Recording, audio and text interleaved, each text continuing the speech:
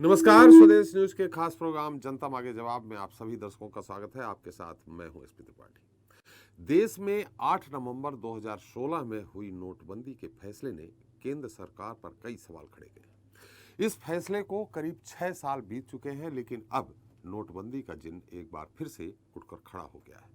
दरअसल नोटबंदी के निर्णय के खिलाफ सुप्रीम कोर्ट में कई याचिकाएं दाखिल की गई थी। इन याचिकाओं पर सुनवाई करते हुए देश के शीर्ष कोर्ट ने नोटिस जारी कर केंद्र सरकार और रिजर्व बैंक से जवाब मांगा है। सुप्रीम कोर्ट में जस्टिस सैयद अब्दुल नजीर की अगुवाई वाली 5 जजों की संविधान पीठ ने याचिकाओं पर यह फैसला दिया है। पीठ ने केंद्र सरकार और आरबीआई से 500 और 1000 के नोटों को बंद करने के फैसले पर विस्तार से हलफनामा दाखिल करने को भी कहा है। इतना ही नहीं, जजों की पीठ ने केंद्र सरकार के 7 नवंबर 2016 को रिजर्व बैंक के नाम लिखे पत्र और अगले दिन नोटबंदी के फैसले से संबंधित दस्तावेज भी तैयार रखने को कहा है। याचिकाओं पर सुनवाई करते हुए शीर्ष कोर्ट ने केंद्र से सवाल किया है कि क्या सरकार के पास आरबीआई अधिनियम धारा 26(2) के तहत 5000 और 1000 रुपए के नोटों को बंद करने का अधिकार है। सरकार से यह भी पूछा गया है कि क्या नोटबंदी करने की प्रक्रिया उचित थी। बहरहाल सरकार के इस फैसले पर विपक्ष समेत देश के तमाम राजनीतिक दल और संगठनों ने सवाल उठाए थे। नोटबंदी के बाद कई दिनों तक बैन हुए नोटों को बैंकों से बदलने की प्रक्रिया चली थी और कई लोगों को इस फैसले का खामियाजा भी भुगतना पड़ा था। सवाल है कि नोटबंदी को लेकर केंद्र सरकार की ओर से लिया गया अहम फैसला कितना सही था और क्या 9 नवंबर को होने वाली अगली सुनवाई में केंद्र सरकार और आरबीआई हलफनामे में अपना पक्ष पूरी मजबूती से रख सकेंगे। जनता मांगे जवाब में आज चर्चा इसी पर होगी, नोटबंदी पर नजर में।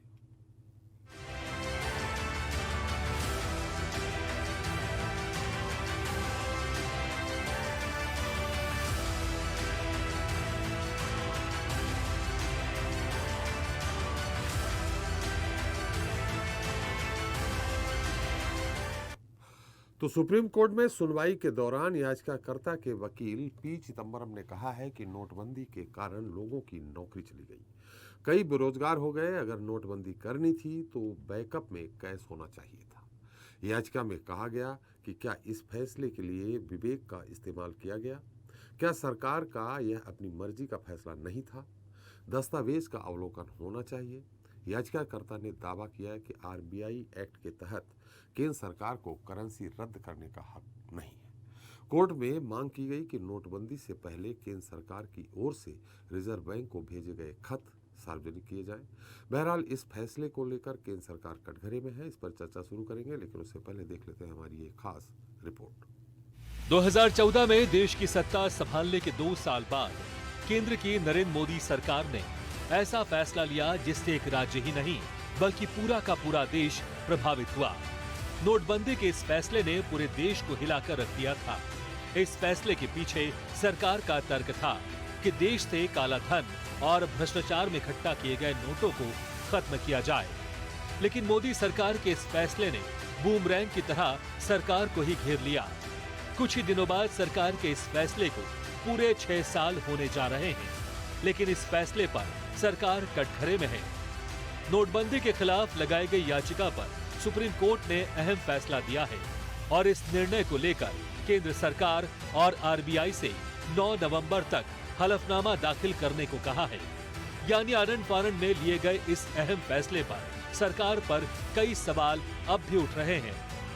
नोटबंदी लागू करते समय तर्क दिया गया था कि सिस्टम से नकली नोटों का सफाया होगा। नोटबंदी को नकली नोट के माफिया पर सर्जिकल स्ट्राइक बताया गया था।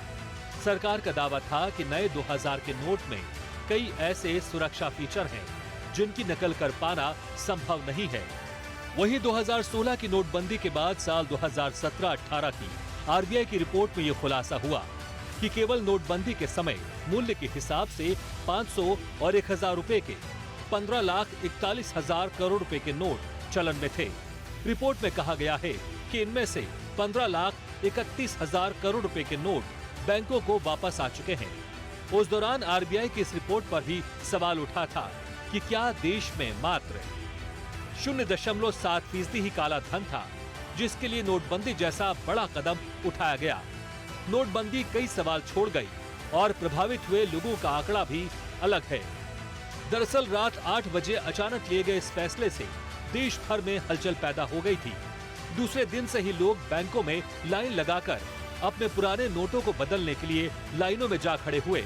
इनमें घरों की महिलाएं और बुजुर्ग भी शामिल थे। एक रिपोर्ट के मुताबिक नोटों की अदला बदली में कुछ मौतें भी हुई। साल 2019 में प्रधानमंत्री कार्यालय में मौत के आंकड़ों को लेकर लगाई गई आरटीआई का जवाब नहीं मिला था। पीएमओ कार्यालय की ओर से कहा गया था कि उसके पास नोटबंदी के दौरान हुई मौतों का कोई आंकड़ा नहीं है। वहीं 18 दिसंबर 2018 को तत्कालीन वित्त मंत्री अरुण जेटली ने राज्यसभा में एक सवाल के जवाब में बताया था कि नोटबंदी के दौरान भारतीय स्टेट बैंक के 3 अधिकारी और इससे एक ग्राहक की मौत हुई थी। बहरहाल नोटबंदी के फैसले पर सरकार और आरबीआई फिर घेरे में है। सरकार और आरबीआई अपने हलफनामे में जो भी जवाब दे, लेकिन देश की आम जनता भी सरकार के ऐसे फैसलों पर अपनी सहमति नहीं देती। ब्यूरो रिपोर्ट, स्वदेश न्यूज, भोपाल। तो जनता मांगे जवाब में आज के मुद्दे पर चर्चा करने के हमारे साथ जुड़ रहे हैं बीजेपी से पूर्व विधायक हैं शंकर लाल तिवारी जी हैं, कांग्रेस के विधायक हैं कुंवर रविंद्र सिंह जी हैं, अर्थशास्त्री हमारे साथ हैं अभिषेक मोदी जी हैं, स्टूडियो हमारे साथ मौजूद हैं अधिवक्ता संभव सोगानी जी और स्वदेश न्यूज़ के managing editor RP Srivastava ji. आप सभी का हमारे इस खास कार्यक्रम में बहुत बहुत स्वागत है। सबसे पहले संभव जी, आपसे ही सुप्रीम कोर्ट ने जिस तरह से सरकार को और आरबीआई को हलफनामा पेश करके ये पेश करने को कहा है कि 500 और 1000 के नोट आपने बंद किए हैं, तो उसका क्या रिएक्शन रहा? इसके अलावा आरबीआई अधिनियम की धारा 26(2) के तहत क्या सरकार को अधिकार है कि 500 और 1000 के नोट बंद कर सके? सर नमस्कार सर। इसमें सबसे पहले हमें प्रक्रिया समझनी होगी, जो इसकी प्रक्रिया होती है जी। अगर हम 26(2) की बात करें तो आरबीआई एक्ट 26(2) ये प्रोविज़न है जो बताता है कि सरकार जब भी चाहे वो कोई भी एक particular series of currency note को बंद कर सकती है जी। इसमें इम्पॉर्टेंट चीज़ जो है वो ये देखना है कि एक पर्टिकुलर सीरीज़ बंद होती है, लेकिन इसको सर पूरा बंद नहीं किया जा सकता। मतलब पूरे नोट एक पर्टिकुलर डिनोमिनेशन के बंद नहीं किए जा सकते। मतलब जैसे 500 और 1000 की कोई सीरीज होगी वो बंद हो सकती है, लेकिन एक साथ पूरे नोट नहीं बंद। इसका क्या महत्व था पहले बनने का, उसे हम देखें तो ये था कि मान लीजिए कोई एक फेक करेंसी मार्केट में आ गई है 500 के नोट की, जिसकी एक पर्टिकुलर सीरीज है, मान लीजिए AE से चालू होती है जी। जब सरकार के संज्ञान में आएगा तो वो आरबीआई जो ये एजेंसी है जो उसको देखती है, वो आरबीआई एजेंसी को बताएगी। एजेंसी उसके अंदर एक बोर्ड मीटिंग बिठाएगी। बोर्ड मीटिंग इसका संज्ञान लेते हुए इसके लिए अप्रूव करेगी, रिकमेंड करेगी, उसके बाद सरकार उसको कर सकती है जी। अब इसमें जो पिटिशनर्स की तरफ से क्वेश्चन आया, हालांकि इसमें एक पिटीशन नहीं लगी है, इसमें टोटल 58 पिटीशंस लगी है। टोटल 58 पिटीशंस को जोड़कर एक क्वेश्चन ऑफ लॉ बनाया है, जो कि कॉन्स्टिट्यूशनल लॉ बनाया, कॉन्स्टिट्यूशन क्वेश्चन है, उसको लेते हुए इसको हर्ट किया जा रहा है। तो इसके अंदर जो मेजर क्वेश्चन ये आया है कि जब 26(2) का जो प्रोविजन है जो एक्सक्लूसिवली ये कहता है कि आप एक पर्टिकुलर करेंसी की एक सीरीज को बंद कर सकते हैं, उसके बिहाफ पे अगर पूरी एक 500 की और 1000 की पूरी नोट की डिनोमिनेशन को बंद कर दिया है, तो क्या वो वैलिडेट करेगा कि नहीं करेगा? ये सबसे बड़ा प्रश्न है जो आज सुप्रीम कोर्ट के सामने है, माननीय कोर्ट के सामने है।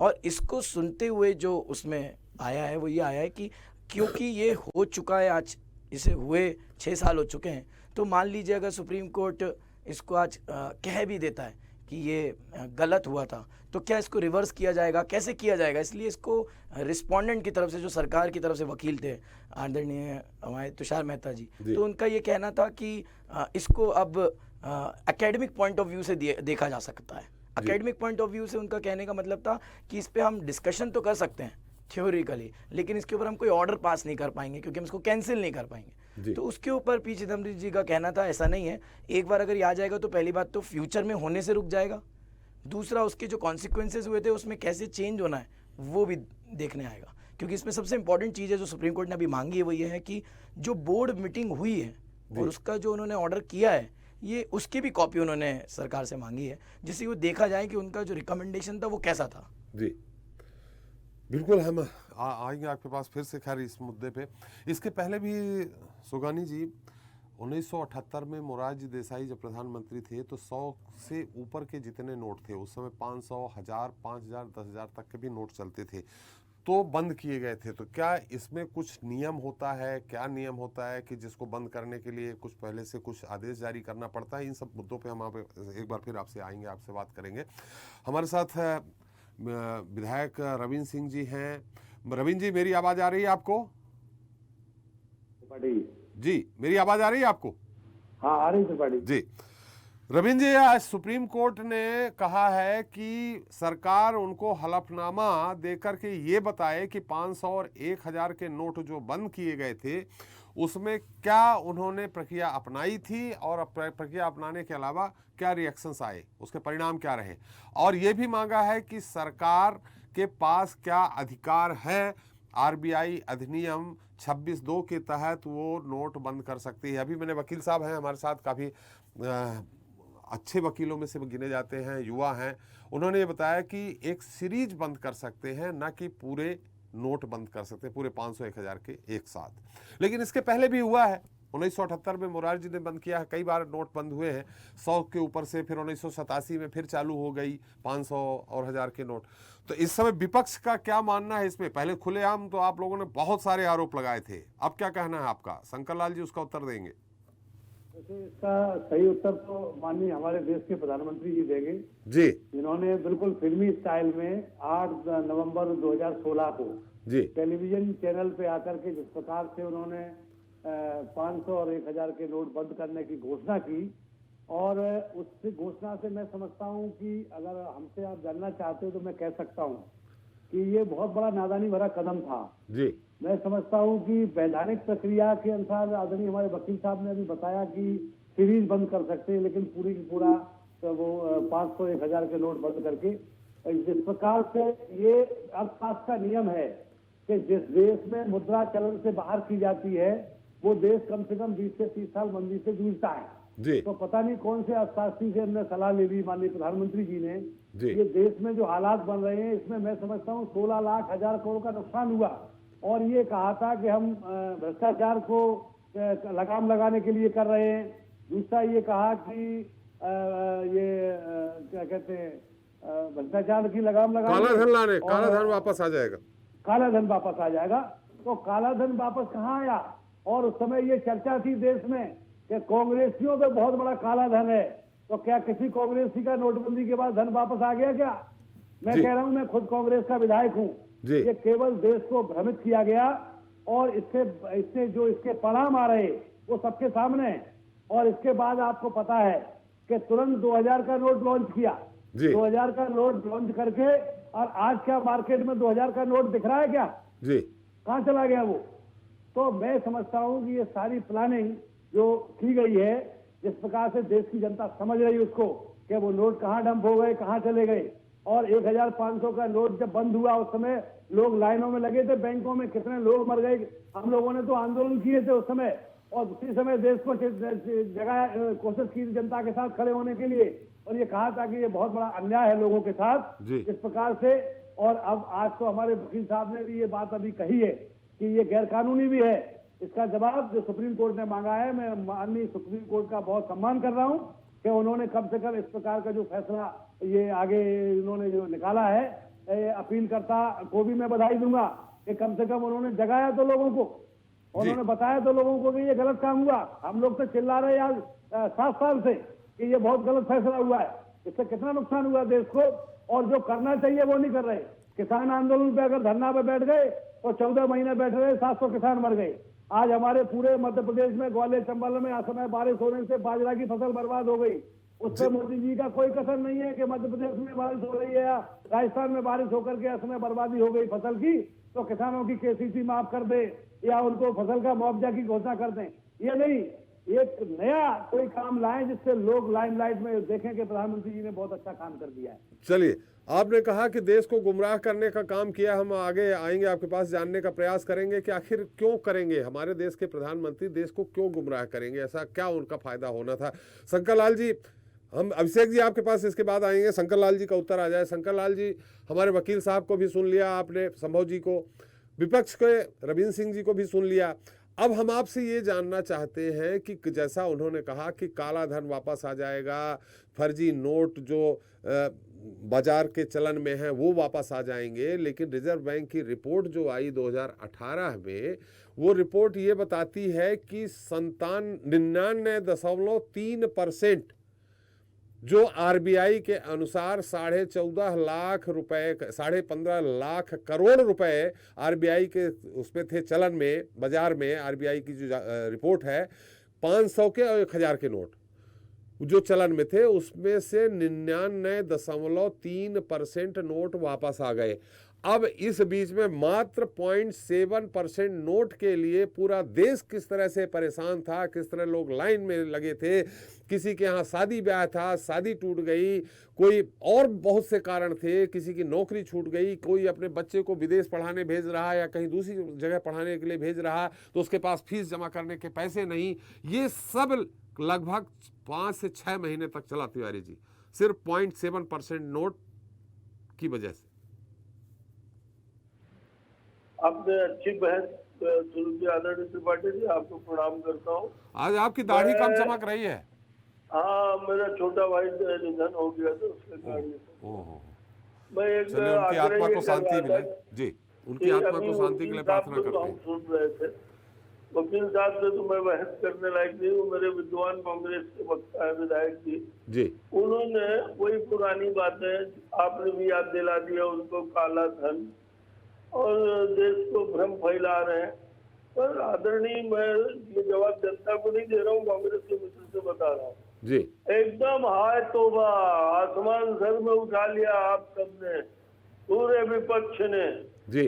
पर उसके बावजूद भी जब चुनाव हुए ना, तो आम आवाम ने नोटबंदी की घटना को, जिसे आप बहुत बड़ा दुष्चक्र, गुमराह हो, ये सब बता रहे हो, उसका कोई लाभ आप ले नहीं पाए। तिवारी जी, चुनाव जीतने से नोटबंदी से क्या लेना देना? सुनिए, उल्टा देश की आम आवाम ने, तुम्हारे भर खाते नहीं है बैंकों में, करोड़पतियों भर के बैंकों में मोदी जी ने जनधन खाते भी खुलवाए, जिनने कई पीढ़ियों से बैंक के ताते नहीं चढ़े थे, उनके जब जनधन खाते खुले हैं, तो एक बात आप समझ लीजिए कि देश की जनता बहुत समझ रही है, जितना आप कह रहे हो।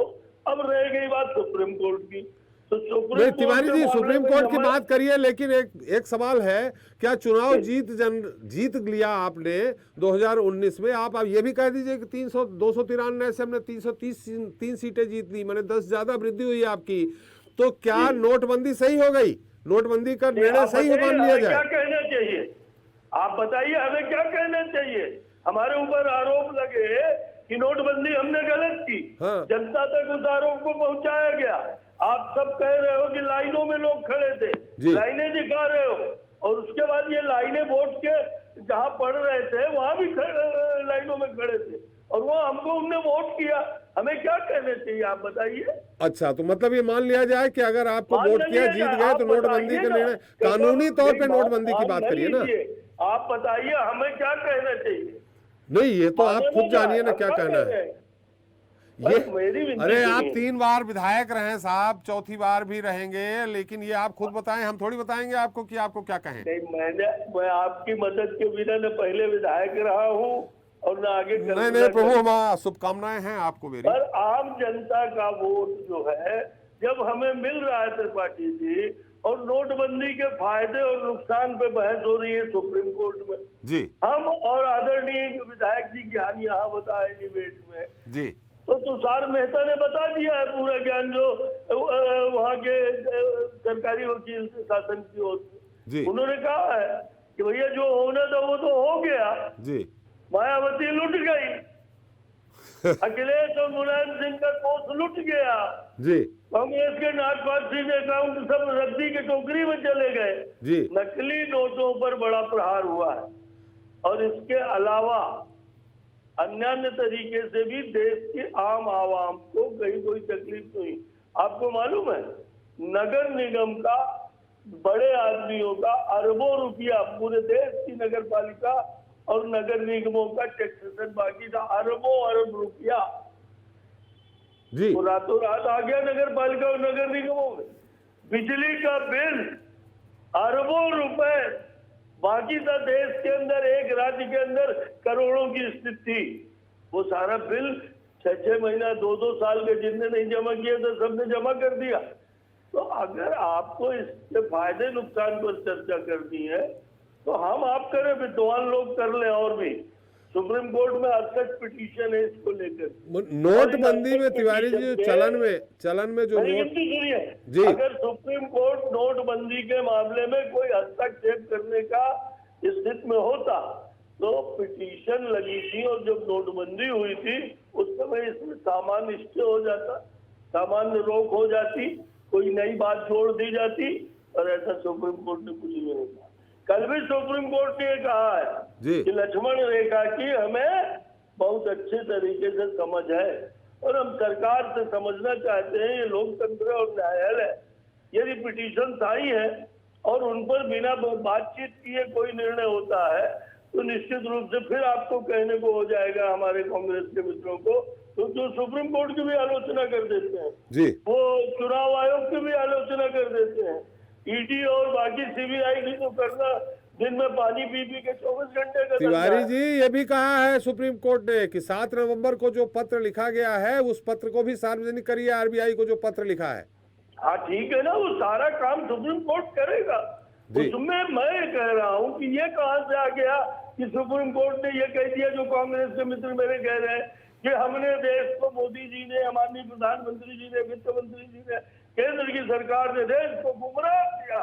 ये सुप्रीम कोर्ट बोली है क्या?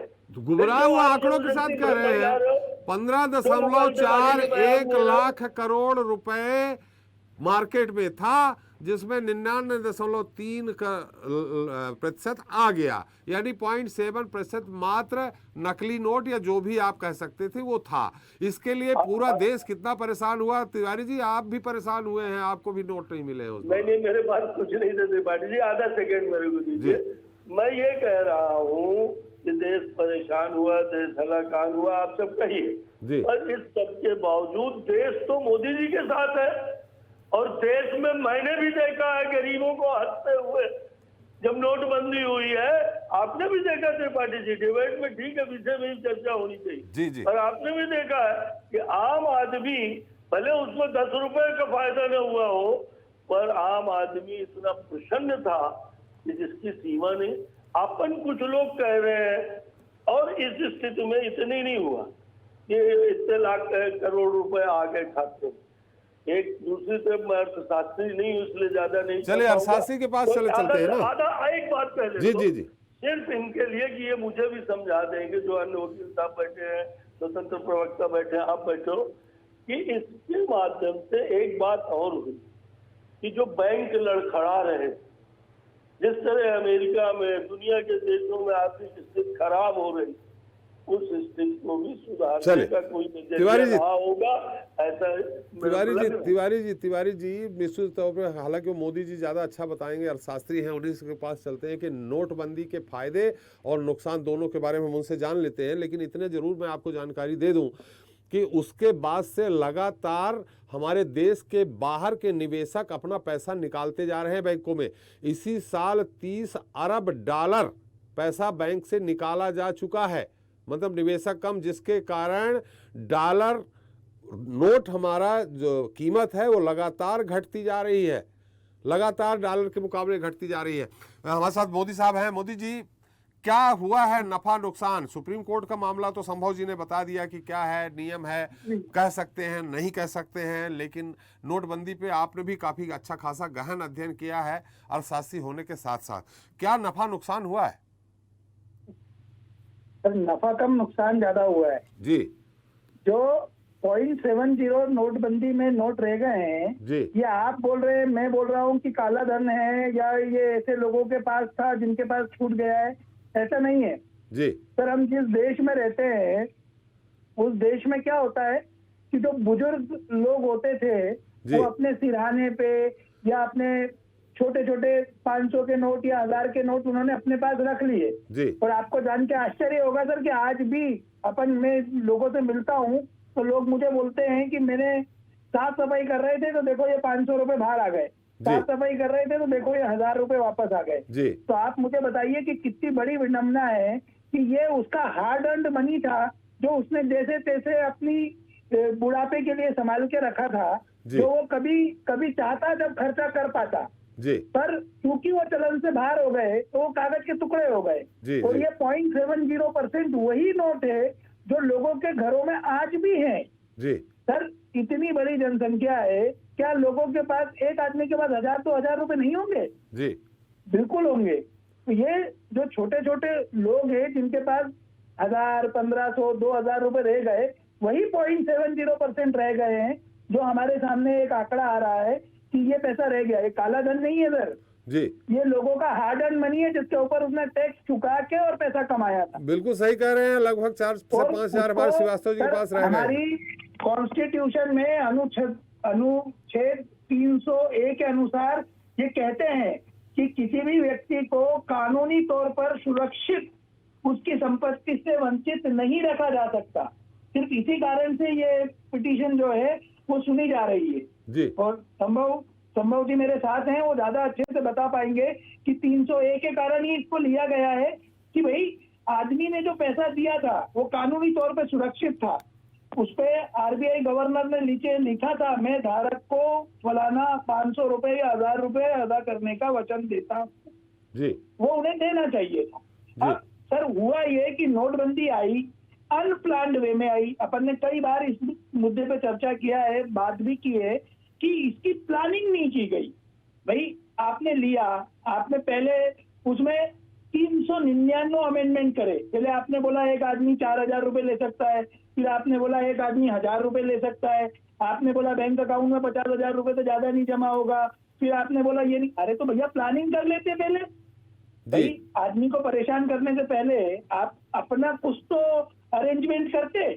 नए नए नए नए अमेंडमेंट लेके आए, वो 60 दिन में जब नोट जमा करने की बातचीत आई, आखिरी तक तो सर लोगों को इतनी हैरानी हो गई कि आपकी रोड में भी तैयार नहीं की। तो सुप्रीम कोर्ट ने अपनी जगह पर एक ये बताया है कि भाई नोटबंदी आपने की है तो आदमी को अधिकार है जानने का कि उसका कारण था। सिर्फ 0.70% के कारण आपने कर दिया, और वो 0.7% ही सर मैं बोल रहा हूँ, वो लोग हैं जिनके घरों में छोटा छोटा पैसा रह गया है। मतलब ऐसा नहीं है कि करोड़ों लाखों रुपए रह गया और उन लोगों ने पैसा वापस नहीं दे पाए। वो छोटे छोटे ही लोग हैं सर, वही पैसा रहा है जी। नफा भी कुछ हुआ है? अब नफा तो सर आप जो बोल रहे हैं कि लोगों ने पुराना पैसा जमा कर दिया, सर जमा कर दिया तो उसके बाद कोई ऑप्शन ही नहीं था, क्योंकि आपने तो ये बोला कि ये लीगल टेंडर है ही नहीं। जब लीगल टेंडर है ही नहीं तो वो क्या करता? वो अपना पैसा अपने ड्यूज में ही जमा करता। जी जी बिल्कुल सही। चलिए बात है, लेकिन मोदी जी इसके पहले मैं आता हूँ, इसके पहले जो 1978 में भी मोदी एक साथ मोरारजी देसाई जी तत्काल प्रधानमंत्री रहे हैं, उन्होंने 100 रुपए से ऊपर के जितने चलन में नोट थे, उस समय आपको बता दूं कि 100 भी नहीं थे, 500 भी थे, 1000 भी थे, 10,000 का भी था, वो उन्होंने बंद किया था। लेकिन उन्होंने किस प्लानिंग के तहत किया था, कैसे किया था, उस समय इतना हाहाकार नहीं मचा था। हालांकि इतने साल हो गए, लगभग कह सकते हैं कि 35 से 40 साल पहले ये हुआ था। इसके पहले भी नोटबंदी होती रही है, नोटबंदी मतलब उस तरह की होती रही, उनका चलन बंद करते रहे हैं धीरे धीरे, वो होता है। श्रीवास्तव जी, इस पूरे मामले में टिप्पणी, थोड़ा सा मामला उलझता जा रहा है, क्या है सही? कंट्री में आज भी यही होता है कि जो नोट पुराने होते चले जाते हैं ना एक पर्टिकुलर सीरीज के, वो चलन से बाहर होते चले जाते हैं। मैं वही बोलना चाह रहा हूँ सर, हमारी प्लानिंग में कमी थी। अगर हम क्या करते कि पर्टिकुलर सीरीज को बाहर करते चले जाते, नई सीरीज को लेते जाते, लोगों से आपने डिक्लेरेशन लिए, जिन्होंने 4000 से ऊपर जमा करा उससे डिक्लेरेशन लिया, उसका पैन कार्ड लिया, तो बुराई क्या थी? आपने एक पर्टिकुलर टाइम क्यों दिया? आप आज भी लेते भाई, सामने वाला डिक्लेरेशन देता, आपके पास इतनी टीम है कि आप पता कर सकते हो कि किसने वो पैसा जमा किया है। इनकम टैक्स आज भी नोटबंदी के नोटिस भेज रहा है। तो मतलब आपको आदमी को अपने राइट से वंचित नहीं करना चाहिए। मतलब मेरा ये कहना है कि लैक ऑफ प्लानिंग ये समस्या है। अदरवाइज नोटबंदी आप करिए, आपको लगता है कि काला धन आया है तो बिल्कुल करिए, आपको लगता है कि टेररिस्ट एक्टिविटीज के पास वो पैसा था तो बिल्कुल करिए, उसमें कोई दो मत नहीं है जी। पर प्लानिंग में कमी। बिल्कुल। फिर से एक बार जो पुराने नोट हैं उनको बदलने की बात आए तो हमारे श्रीवास्तव जी के भी 4-5 हजार हैं, उनके बदल जाएंगे। श्रीवास्तव जी, इस पूरे मामले में संक्षिप्त टिप्पणी आपकी चाहिए। देखिए त्रिपाठी, जो अभी तक चर्चा हुई है उसमें 2-3 बातें बड़ी अहम हैं जी। पहली बात तो हमारे जो अधिवक्ता हैं संभव सोहानी जी ने जो बात बताई 26A के तहत कि जो एक सीरीज को बंद की जा सकती है जी। पूरा का पूरा जो करेंसी नहीं बंद की जा सकती है जी। और इसके लिए पूरी प्रॉपर प्लानिंग होनी चाहिए। मोदी जी भी यही बोले कि इसकी कोई प्लानिंग नहीं थी। RBI और जो है सरकार के बीच में कोई कोऑर्डिनेशन था। मेरे ख्याल में जब ये हलफनामा दाखिल करेंगे तो उस समय ये बात सामने आएगी कि RBI ने कितना क्या बात कहा और किस आधार पर अचानक जो है प्रधानमंत्री जी ने आगे जो है वो घोषित कर दिया, नोटबंदी ऐलान कर दिया और उसके बाद लोग लाइन में लग गए। प्लानिंग तो की कमी तो पूरी तरह से थी। दूसरी बात जो है हमारा ये कहना है कि हमारे विधायक माननीय शंकर लाल तिवारी जी ने कहा, जो आपने नफ़े नुकसान की बात किया जी, तो निश्चित रूप से नफ़ा किसको हुआ? भारतीय जनता पार्टी को इस नोटबंदी से हुआ, जैसा वो मानते हैं। नहीं, उनका ये जनता कहना को है हुआ कि कि नहीं हुआ? देखिए, बिजली का बिल, बाकी चीजें जो टैक्स जमा करना था सरकारी दफ्तरों को भी, सबको या लोगों का, वो सब जमा हो गया। देखिए जमा इसलिए हुआ कि आपने छूट दिया कि जब पैसा ले नहीं रहे थे, 2000 रुपये से ज़्यादा नहीं लेते, 5000 ज़्यादा नहीं थे, एक छूट दिया आपने कि पेट्रोल पंप पर पैसा दे दीजिए आप जो बिजली का बिल जमा कर दीजिए, संपत्ति कर जमा कर दीजिए। मैंने आपने एक रास्ता खोला, लेकिन वो भी नंबर 1 का ही पैसा जमा हुआ, नंबर 2 का नहीं हुआ। बिजली का बिल हो चाहे पेट्रोल पंप पर कोई भरवा रहा ही हो। दूसरी सबसे बड़ी बात यह है कि मैंने नफ़ा नुकसान की बात, एक बात और आपने बोला कि बैंक जो है बहुत मजबूत हुए, तिवारी जी ने कहा जी। आपको पता है कि नोटबंदी के बाद कितने बैंकों का संविलियन हुआ है? 4-4, 5-5 बैंकों को मिला के उनकी बैंकों की हालत ख़राब थी, एक बैंक बना दिया गया। मेरे ख्याल में मैं यहाँ पर हमसे ज़्यादा जो है बताएंगे मोदी जी कि अभी तक जो है मैंने अभी एक जगह बैंक में मेरा खाता था और पता चला सब मिलके 2-3 बैंक मिलके एक बैंक हो गया। तो कितना मजबूत बैंक हुआ इसका इसी से अंदाजा आप लगा सकते हैं जी। रही बात इससे नुकसान क्या हुआ, फ़ायदा क्या हुआ, फ़ायदा जो भी हुआ हो सकता है पॉलिटिकल माइलेज मिला भारतीय जनता पार्टी को, सीटें बढ़ गई, तमाम चीज़ें हुई, लेकिन उसके बाद कितने उद्योग धंधों पर कितना असर हुआ और भी सारी चीज़ें कितनी हैं, लोगों को परेशानियां कितनी हुई, इस तरफ भी ध्यान देना चाहिए। भले ही जनता तो देखिए, जनता इस बात को हो सकता है कि उस पॉजिटिव वे में लिया हो, या ये भी जो मतलब जो जिस तरह का इवेंट बना देती है सरकार, उसमें ये भी होगा कि देखिए सारा काला धन वापस आ गया। पब्लिक जो नीचे के जो तबके के लोग थे, हम बोलते लोगों की बातें सुनते रहते थे कि लोगों को अच्छा हुआ कि लोग जो जिनके पास ज़्यादा पैसा था बैंक में चला गया, भले उनका 500 रुपया गया हो, लेकिन दूसरे के 5000 रुपये, 5 लाख रुपए पर ज़्यादा खुश थे कि चलो उसका भी जमा हुआ। तो मेरा ये कहना कि इसका फ़ायदा ज़रूर मिला भारतीय जनता पार्टी को और उसका असर भी पड़ा, लेकिन उसका कितना साइड इफ़ेक्ट कितना हुआ है ये अब देखने को मिल भी रहा है जगह जगह। आप देखिए, जो प्रधानमंत्री जी पहले बोलते थे जिस देश में रुपया गिरता है वो सरकार के खिलाफ जाता है, वहाँ की साख गिरती है। अब रुपया गिर के इतना नीचे गिर गया कि जिसका कोई अंदाज़ा नहीं लगा सकते। तो ये सब क्या है, सब मुद्रास्फीति बढ़ती है, तमाम चीज़ें। ये बहुत सारे हमारे साथ अर्थशास्त्री बैठे हैं, कानूनविद बैठे हैं, इवन बहुत ही वरिष्ठ नेता हमारे साथ बैठे हुए हैं, लेकिन इस बात को जस्टिफाई कर पाएँ तो अच्छा होगा। अदरवाइज़ मुझे जहाँ तक ये लगता है कि जो सुप्रीम कोर्ट ने सरकार को और RBI को जो दाखिल किया, भले फैसला न पलटा जाए, लेकिन कुछ सच्चाई तो सामने आएगी जरूर। त्रिपाठी, बिल्कुल सही कहा आपने। तिवारी जी, आपके पास आएंगे। तो बड़ा अच्छा कंक्लूजन निकाला श्रीवास्तव जी ने कि जिस मोहल्ले में बड़े बड़े बंगले वाले थे और छोटे छोटे जो निचले तबके के लोग थे, इस बात से प्रसन्न थे। आप बघेलखंड के, कहावत आपने सुनी होगी कि भली मेरे एक आंख फूट जाए लेकिन पड़ोसी के बंगले वाले की 2 फूट गई, इस पे प्रसन्न रहे। इस कारण शायद आपको वोट मिल गया लंबे चौड़े। हम आपके पास जरूर आएंगे, फिर संभव जी के पास चलते। संभव जी, इसमें आगे क्या होगा इस कानूनी प्रक्रिया में? इसमें अगर हम त्रिपाठी जी देखें जी, तो सबसे इम्पोर्टेंट चीज़ ये है, जिस बात पे अभी अपन डिस्कस कर रहे थे उसी पे मैं एक बार वापस आना चाहूँगा कि सबसे इम्पोर्टेंट चीज़ है कि क्या सरकार के पास जी पूरे 500 और 1000 के नोट बंद करने का जी राइट था, पावर था जी। देखिए, इसके लिए एक स्पेशल एजेंसी होती है रिजर्व बैंक ऑफ इंडिया, और उसका 26(2) में प्रोविजन दिया हुआ है कि एक बोर्ड मीटिंग होगी, बोर्ड मीटिंग में रीज़न लिखा जाएगा और रीज़न के बाद डिसीजन लिया जाएगा कि कितनी सीरीज की करेंसी को बंद करना है जी। क्या उस प्रोसीजर को फॉलो किया गया है कि नहीं किया गया है, नंबर 1। नंबर 2, अगर उस प्रोसीजर के अंदर ये बोला गया था कि पूरे 500 के नोट और 1000 के नोट बंद कर दिए जाएं, तो उस बोर्ड मीटिंग में क्या रीज़न लिखा गया था ये देखना बहुत ज़रूरी है जी, क्योंकि यही सेंट्रल गवर्नमेंट को पावर देती है बाद में उसको बंद करने का अधिसूचना जारी करने की। जी। अब इसमें सबसे इंपॉर्टेंट चीज़ ये कि ये डॉक्यूमेंट आज तक पब्लिक में नहीं आया है। जो सुप्रीम कोर्ट में मामला चल रहा है उसमें पिटिशनर के वकीलों की तरफ से यही कहना है कि सबसे पहले जो ज़रूरी है वो ये है कि हमें पता चले कि ये किस बोर्ड मीटिंग में किस रीज़न की वजह से दिया गया है। दूसरा, क्या उनके पास पावर थे पूरी करेंसी को बंद करने के, क्योंकि अगर हम उसके स्पेसिफिक सेक्शन को पढ़ें तो उसमें सीरीज ऑफ करेंसी को बंद करने का है जी। उसके अंदर पूरी करेंसी के एक पर्टिकुलर डिनोमिनेशन को बंद करने का नहीं है, जैसे हमने पहले बात करी जी। तो जब अगर सेंट्रल गवर्नमेंट के पास वो पावर नहीं थी और उसके बिना उन्होंने बंद कर दिया, तो मान लीजिए आज तो बंद कर दिया, लेकिन मैं त्रिपाठी जी आप ही की बात पे वापस कंटिन्यू करूंगा कि हमारे देश से कितना ज़्यादा अरब डॉलर इंडिया की FDI करेंसी में से जा रहा है, माने इंडिया में से फॉरेन इन्वेस्टर्स पैसे वापस ले रहे हैं, रिवर्स कर रहे हैं जी। इसका एक रीज़न ये भी हो सकता है कि कहीं ना कहीं उनके कॉन्फिडेंस को शेक हुआ है कि इस कंट्री में कभी भी दोबारा भी करेंसी बंद हो सकती है, क्योंकि 8 नवंबर तो साल में हर बार आता है जी। तो ऐसा हो सकता है कि इस बार फिर वापस बंद करने की प्रक्रिया चालू कर दी जाए जी। इसीलिए यही बात को पिटिशनर के वकीलों ने भी उठाया कोर्ट में कि इससे एटलीस्ट जो हो गया वो तो हो गया, आगे के लिए एक प्रेसिडेंट बन जाए कि ऐसा हो भी सकता है कि नहीं हो सकता। अगर नहीं हो सकता तो एटलीस्ट जितने भी लोग यहाँ पे हमारे फॉरेन इन्वेस्टर्स आते हैं, बड़े इन्वेस्टर्स आते हैं, उनको एक राहत मिले।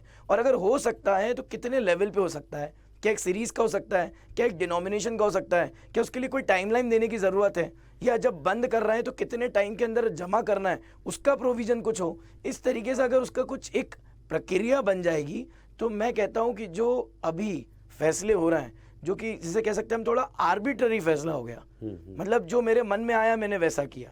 हमारी कंट्री जो डेमोक्रेटिक कंट्री है और डेमोक्रेसी का सबसे अच्छी चीज़ क्या है कि हमने पावर को डिवाइड कर रखी है लेजिस्लेटिव, एग्जीक्यूटिव और जुडिशरी में जी। तो अगर हम देखें अभी जैसे कि हमारे माननीय विधायक जी सिंह साहब भी बता रहे थे कि सरकार ने नोट बंद कर दिए, अब वो 2000 के नोट मार्केट में दिखना बंद हो गए। दिखना तो बंद हो गए, लेकिन सरकार 2000 के नोट किस रीज़न से लाई थी? क्या बोर्ड मीटिंग में ये बात अप्रूव हुई थी कि 1000 के बंद करके 2000 लाए जाएंगे? और अगर 2000 के लाई जाएंगे तो कब तक के लिए लाए जाएंगे? या फिर अभी भी उसको तय नहीं किया गया है और अब तय करा जाएगा तो उसको कैसे बंद किया जाएगा? तो कहने का मतलब है प्रक्रिया जो है करेंसी को बंद करने की, वो पहली बात तो ये देखना पड़ेगा कि पावर है कि नहीं है, और दूसरा आने वाले टाइम में भी अगर ऐसा यूज़ किया जाता है तो उसके लिए मेरे हिसाब से कोई प्रक्रिया या गाइडलाइन डलनी चाहिए जिससे कि उसको कंट्रोल किया जा सके। जी बिल्कुल। रविंद्र जी, आपने शंकर लाल तिवारी जी के जो नफ़ा थे वो आपने सुन लिए हो, क्या क्या नफ़ा हुआ है कि सारे जो भी लेनदारी थी सरकार को नगर निगम दफ्तर से, बिजली विभाग से, या जो बाहुबली जो बिजली का बिल नहीं जमा करते थे, टैक्स नहीं जमा करते थे, वो सब आ गया पैसा एक साथ, ये नफ़ा है उनका।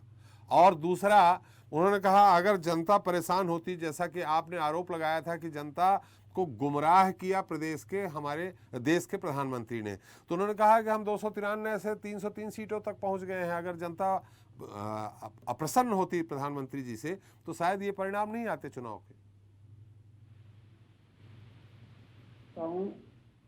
कि भारतीय जनता पार्टी इस समय पूरे देश में नफा ही नफा देख रही है, नुकसान अपना खुद का नुकसान नहीं, बाकी जनता का कुछ भी हो जी। जनता की तरफ कोई ध्यान नहीं है। और मैं कह सकता हूँ कि ये मध्य प्रदेश में बैठा हूँ मैं, मध्य प्रदेश में ये जो सरकार चल रही है भाजपा की, ये धनबल से चुनी हुई सरकार है, तो ये नफा ही तो देख रहे हैं अपना। किसकी सरकार है? देख रहे हैं किसकी सरकार है? भारतीय जनता पार्टी की सरकार है और धनबल के आधार पर चुनी हुई सरकार है। अच्छा जी जी। आपको पता है कि ये जनता में चर्चा है, ये आ गया। और दूसरा एक और सुन लो, मैं आपसे निवेदन कर रहा हूँ त्रिपाठी जी और हमारे वकील साहब ने और हमारे शास्त्री जो मोदी जी हैं, शिवराज से बड़ी अच्छी बात कर रहे थे, वो जी तार्किक बात कर रहे थे, क्योंकि कोई बात तार्किक होनी चाहिए जी। ये हम लोग चैनल पे बैठे पूरे देश और प्रदेश के लोग हमको सुन रहे हैं, वही तर्क तिवारी जी अगर किसी बात का जवाब दें उसमें तर्क भी तो होना चाहिए जी। तर्क ये होना चाहिए कि सुप्रीम कोर्ट ने जो अभी याचिका पे जो बात कही है, और अभी हमारे वकील साहब ये कह रहे थे कि भाई क्या ये अधिकार है, और 2000 का नोट ये तानाशाही भारतीय जनता पार्टी की सरकार से चल रही है और देश की चिंता नहीं है, केवल अपने चुनाव की चिंता है, चुनाव जीतने की चिंता है। इस तरह से ये लंबे समय तक जनता में सारी बातें पहुंच गई हैं, जनता ये बात समझ रही है और निकट भविष्य में इनको जवाब मिला। मध्य प्रदेश में तो मैं आज गारंटी दे रहा हूँ इस चैनल के माध्यम से कि 2023 में भारतीय जनता पार्टी का पूरी तरह सुपड़ा साफ होगा। क्योंकि जिस प्रकार से बातों से मन भरा जा रहा है जनता का। बेरोजगारी की हालत क्या है, बेरोजगारी कितनी है? 51,000 पद शिक्षकों के खाली है। चुनाव जीत लिया। तिवारी जी आपके पास आ रहे हैं, उनकी बात आ जाए पूरी। और फायदा और नुकसान की बात हो रही है। फायदा किसका? भारतीय जनता पार्टी का। फायदा किसका? भारतीय जनता पार्टी का। किसमें फायदा है? ये फायदा नुकसान से देश नहीं चलेगा।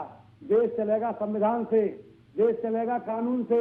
कि क्या नियम प्रक्रिया है कि आपने नोट बंद किए, वो नियम प्रक्रिया के अंतर्गत कोई चीज आ रही है तब आप करें, नहीं तो उसका जवाब दीजिए। आप जनता को जवाब दीजिए। सुप्रीम कोर्ट में जवाब तो देंगे ही आप। माननीय सुप्रीम कोर्ट का जो भी याचिका हुई है उस पर तो जवाब देना पड़ेगा, जनता को ही जवाब देना पड़ेगा। मैं तो पहले दिन से ही कह रहा हूँ, मैं कोई अशास्त्री नहीं हूँ त्रिपाठी जी, लेकिन मैं पहले दिन से इस बात को कह रहा हूँ कि इस नोटबंदी से देश को बहुत बड़ा नुकसान हुआ।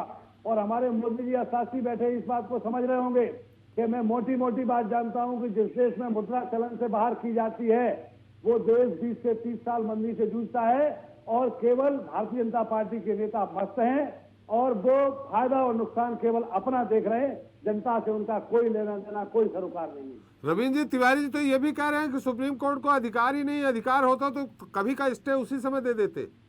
ये तो मैं पहले ही कह रहा हूँ, भारतीय जनता पार्टी इस समय तानाशाही है। जो कहते हैं वही नियम कानून है इनका।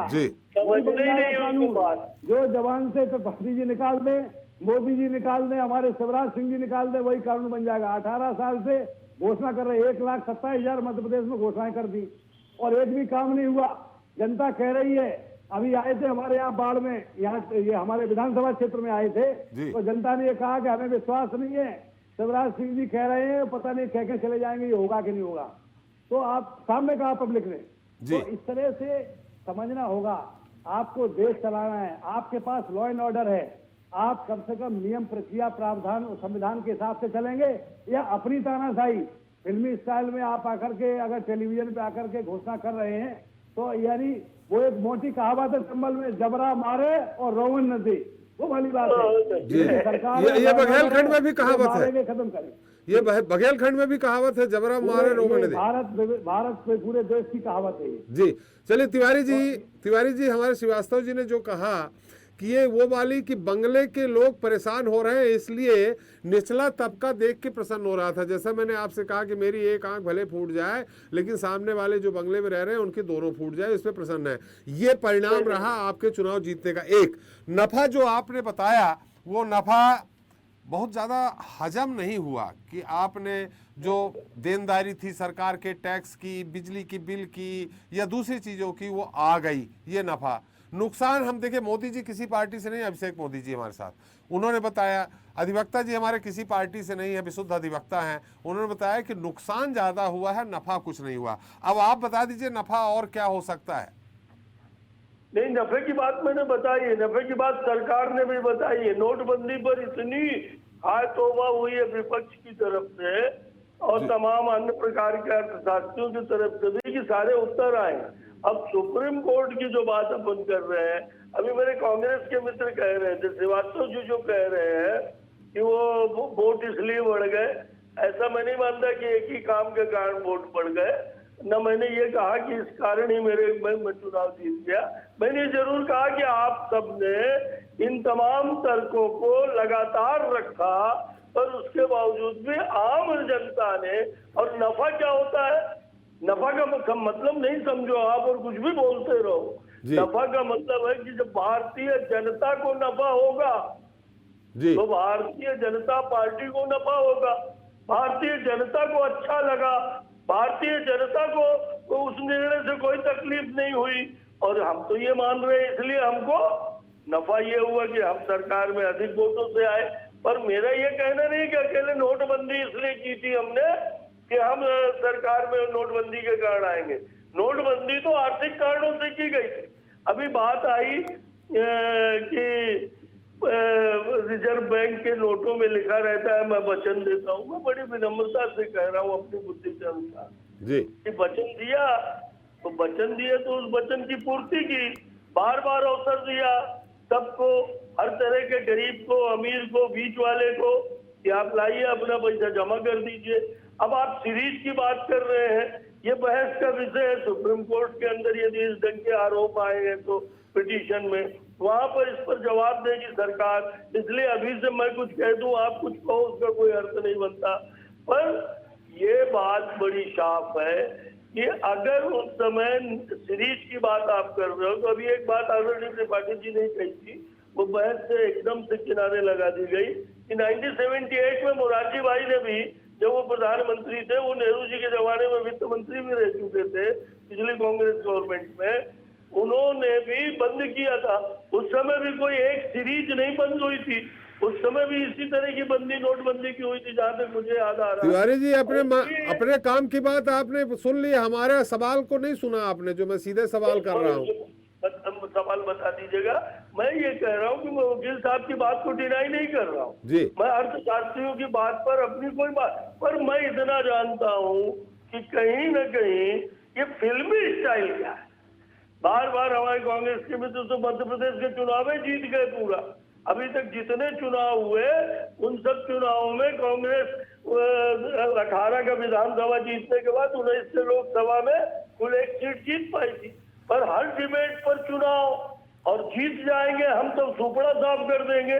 सुपड़ा साफ आप कर दो, पर इस तरह की बातों में चुनाव पे ना जाए तिवारी जी। तिवारी जी, प्रजातंत्र में तिवारी जी थोड़ा इस तरफ भी आ जाएं। हमारे अर्थशास्त्री मोदी जी ने ये भी कहा है, बहुत सारे ऐसे लोग हैं जो निचले तबके के लोग हैं, उनके घर में उनके बुजुर्ग या महिलाएं कहीं कहीं कहीं डिब्बे में कहीं 1500 छुपा देती थी कि ये बाद में कभी काम आएगा, वो रह गया, बदल नहीं पाया। तो उनका कहना है कि जब आपके पास पैन कार्ड सहित डिक्लेरेशन भराते हैं तो ये अभी तक छूट देते, हो सकता है आपके यहाँ भी तो 4000 कहीं दबा होगा। तिवारी जी, आपको भी फायदा हो जाएगा। वो कहें, ये बात वो कहें, और उनकी इस बात को मैं बहुत हार्डली डिनाई भी नहीं कर रहा हूँ कि 500-1000 रुपए कहीं किसी के हमारे सयानों के बुजुर्गों के गांव में रहे। थोड़ी बहुत हो सकता है ये बात हुई हो, इसमें अगर उनको कोई डिमांड है, मांग है, सुप्रीम कोर्ट में भी करें, सरकार से भी करें। पर मैं तो ये कह रहा हूँ कि अभी एक हमारे विद्वान वक्ता ने कहा, मैं बड़ी विनम्रता से कह रहा हूँ और विनती करके कह रहा हूँ कि अन्यथा न लीजिएगा। मेरा इस बहस में आधिकारिक वक्तव्य नहीं आ पाएगा क्योंकि मेरे को बहुत स्टडी नहीं, मैं झूठ नहीं बोलता पब्लिक जी। पर आपने कह दिया इन्वेस्टमेंट, पहले तो आपने बताया कि इतना बैंक से पैसा निकल गया।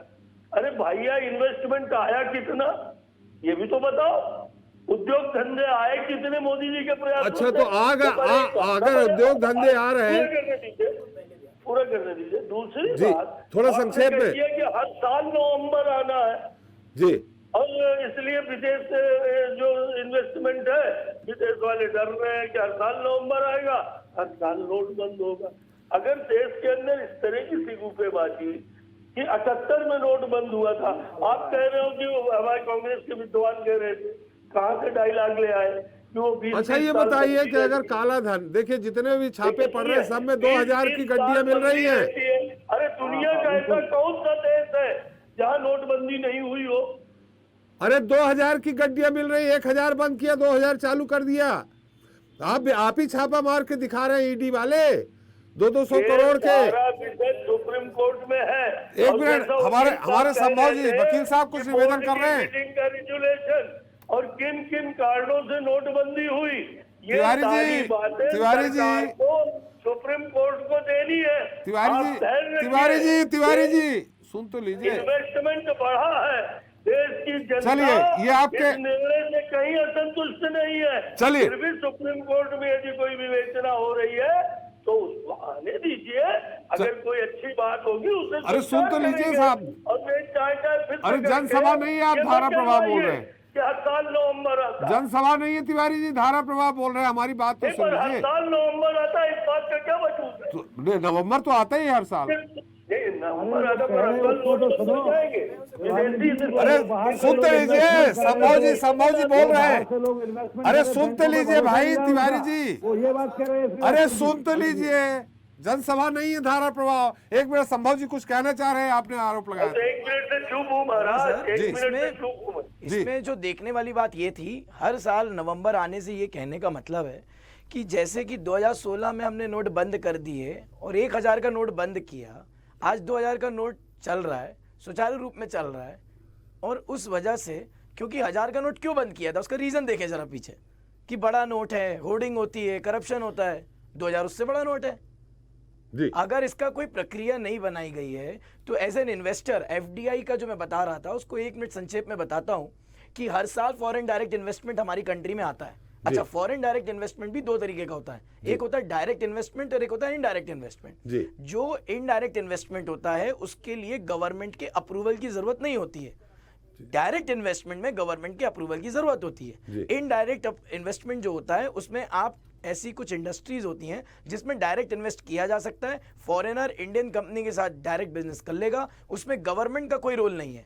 ये सब कुछ जो इनडायरेक्ट इन्वेस्टमेंट होती है, ये इनडायरेक्ट इन्वेस्टमेंट में ज़्यादातर बिजनेस को देखते हुए, प्रॉफिटेबिलिटी को देखते हुए, कंट्री की कॉन्फिडेंस को और लॉ एंड ऑर्डर को देखते हुए किया जाता है। अब अगर हम पिछले 2017, 18, 19 और 20 के दशक का इनडायरेक्ट इन्वेस्टमेंट देखें तो वो हमेशा घटता गया हुआ है सर।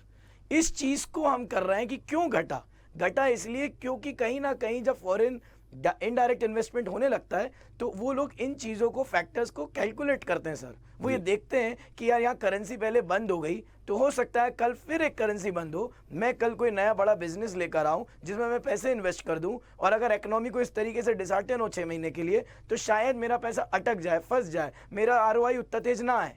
तो कहने का क्या मतलब है कि हर साल नवंबर आएगा मतलब कि ये डर बना हुआ है उन इन्वेस्टरों के ऊपर कि अभी जैसे नोट बंद हुए थे हो सकता है आने वाले टाइम में 2000 का फिर बंद हो जी। तो सर उससे हमारा ये कहने का मतलब है कि इसीलिए सुप्रीम कोर्ट ने बोला, अगर मैं बताऊं त्रिपाठी जी, लास्ट हियरिंग के पहले जो हियरिंग हुई थी मैं आपको बताऊं सुप्रीम कोर्ट में उसमें ये कहा गया था सरकार के वकीलों की तरफ से कि साहब अब तो वैसे भी नोटबंदी हो चुकी है तो अब दोबारा नोटबंदी आप उसे कैंसिल कैसे करेंगे। और इसी पे चिदम्बरम साहब ने भी आर्ग्यू किया और इसी बात को अग्री किया कोर्ट ने कि नहीं ये जो हो गया उसके बाद नहीं है, आने वाले टाइम पे, आने वाले वक्त में कैसे हो सकती है। पहली बात तो सरकार के पास पावर है कि नहीं करने की, दूसरा करेगी तो उसके क्या रीजंस रहेंगे, बोर्ड मीटिंग कैसे होगी, क्या प्रोसेस फॉलो होगा, ये इसलिए डिफाइन करना जरूरी है जिससे कि इन्वेस्टर्स पे कॉन्फिडेंस बना रहे कि अगली बार कभी अगर होगी तो उसका ये प्रोसेस रहेगा और प्रोसेस फॉलो होगा तो हमें पहले पता चल जाएगा, तो उस हिसाब से हम अपनी इन्वेस्टमेंट निकाल सकते हैं या लगा सकते हैं। तो ये मेरा कहना था कि हर साल अभी डर बना हुआ है, प्रोसेस बन जाएगा सुप्रीम कोर्ट के थ्रू बाय दैट जजमेंट तो वो डर खत्म हो जाएगा, उसमें क्लियर हो जाएगा कि कैसे बन सकता है, चाहे सरकार कोई सी भी हो, चाहे सरकार किसी की भी हो। बिल्कुल सही कहा मोदी जी। बहुत संक्षेप में हमारा समय समाप्त हो गया, 1 मिनट। ये नोटबंदी जो हुई है इसका आगे वाले इफेक्ट, जो साइड इफेक्ट आए हैं वो खत्म हो चुके हैं कि आगे भी आएंगे? नहीं सर, इसके साइड इफेक्ट्स अभी भी जारी हैं और मैं एक छोटा सा सर 2 मिनट का समय लूंगा। जो आप बोल रहे थे कि 1978 में हमारे वहां पे नोटबंदी हुई थी तो उस समय क्या था जी सर? 1978 में 100 रुपए से ऊपर के नोट की नोटबंदी की गई थी जी। तो उस समय 3 ही डिनोमिनेशन थे जो प्रचलन में थे, 1000, 5000 और 10,000 जी। और मैं आपकी जानकारी के लिए बता दूं सर, उस समय आम जनता के पास 1000, 5000 और 10,000 का नोट थे ही नहीं जी। बड़े बड़े व्यापारियों के पास थे तो कोई फर्क ही नहीं पड़ा सर उनको कि नोटबंदी हुई या नहीं हुई, इसलिए उस समय आम जनता को इससे ज्यादा परेशानी नहीं हुई। अभी जो 500,000 के नोट बंद हुए थे उसमें सर बुजुर्ग लोगों को ज्यादा परेशानी हुई जिसका कोई रोड मैप नहीं दिया गया। अब सर नोटबंदी के कारण मैं संभव जैसे बिल्कुल सहमत हूँ कि भाई मनी फ्लो जो था वो आपके पास से कैश उठ के बैंक में चला गया। मैं आपको अगर एक और चीज बताता हूँ, इसमें थोड़ी सी लीक से हट रहे हैं कि अभी अभी गवर्नमेंट ने एक नया इम्पोजिशन लेके आई थी कि यूपीआई ट्रांजैक्शन के ऊपर भी टैक्स करेंगे और फिर अगले दिन ही आरबीआई ने एक नोटिफिकेशन निकाल के ये बोला था कि वो हमारे जो बैठे हुए बुद्धिमत्ता लोग हैं उनकी राय है, हम इसके ऊपर कोई टैक्स नहीं लगाएंगे। सर लगाना भी नहीं चाहिए भाई, हम नगद में धंधा कर रहे हैं, आप यूपीआई से ट्रांजेक्शन करने पे तो 5 रुपए, 4 रुपए, 12 रुपए एक्स्ट्रा क्यों दूं, किस चीज के लिए दूं? मतलब गवर्नमेंट ये बोलने वाली है कि आप अगर कोई ट्रांजेक्शन करते हो डिजिटल वे में तो उसके ऊपर भी आपको ट्रांजेक्शन टैक्स देना पड़ेगा। मतलब या तो कैश में धंधा ना करें, वो ऑनलाइन करेंगे तो आपको ट्रांजेक्शन टैक्स देना पड़ेगा। तो सर डबल इम्पोजिशन क्यों लिया जा रहा है? पहली बात, हमारे वहां पे प्लेटफॉर्म अवेलेबल नहीं है, आए दिन यूपीआई ट्रांजेक्शन में पैसा फंस जाता है। सर आपके साथ भी कई बार हुआ होगा कि आपने कोई ट्रांजेक्शन किया, आपका वेंडर बोल रहा है मेरे पास पेमेंट आया ही नहीं, जी, आपको एक और बार करना पड़ेगा। जी। सर मेरा आपका तो ठीक है, आप उस आदमी का सोचिए जिसके पास है ही उतना, तो वो दूसरी बार पेमेंट कैसे करेगा? बिल्कुल सही तो कहा ये आपने। नोटबंदी के साइड इफेक्ट है जो आगे भी और आने वाले हैं। चलिए हमारा समय भी समाप्त हो गया है। बहुत बहुत धन्यवाद तिवारी जी आपका, रविंद्र सिंह जी, कुंवर रविंद्र सिंह जी आपका, संभव जी आपका, मोदी जी आपका और आरपी श्रीवास्तव जी आपसे एक संक्षिप्त टिप्पणी लेनी थी लेकिन समय हो चुका है। आपका भी बहुत बहुत धन्यवाद। तो नोटबंदी पर सरकार एक बार फिर कटघरे में है और सुप्रीम कोर्ट के व्यापक स्तर पर हलफनामा मांगा है। सरकार की ओर से की गई नोटबंदी कितनी सही थी और कितनी गलत, सभी के अपने अपने तर्क हैं, लेकिन इस निर्णय से देश की आम जनता बड़े स्तर पर प्रभावित हुई थी। ऐसे फैसलों से प्रभावित हुए आम लोगों का मानना है कि सरकारें किसी की भी रहे, लेकिन इस तरह के फैसले कड़े चिंतन और मनन के बाद ही लिए जाएं। जनता मांगे जवाब में इतना ही। मुझे दीजिए इजाजत। नमस्कार।